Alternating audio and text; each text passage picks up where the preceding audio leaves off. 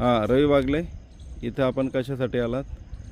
मी ते साफसफाई करतो कलेक्टर ऑफिसला.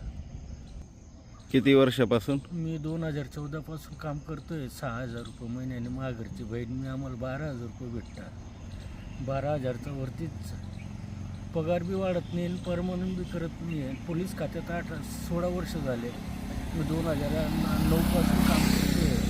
मी 252 रुपये महिन्यापासून काम करतोय. 252चे 600 झाले, 600चे 1200 झाले, 1200चे 3,090 झाले, 3,090चे आता 5,036 रुपये पगार आहे मला.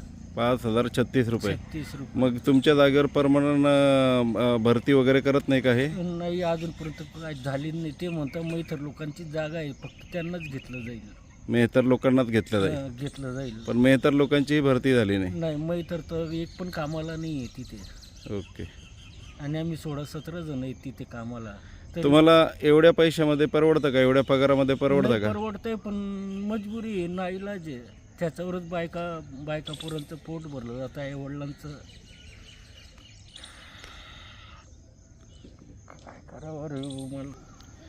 हां, बागले, तुम्ही एकदम चेहऱ्यावर तुमचा मला एकदम रडका चेहरा दिसतो आहे. आणि हां, मा तब्येत खराब आहे.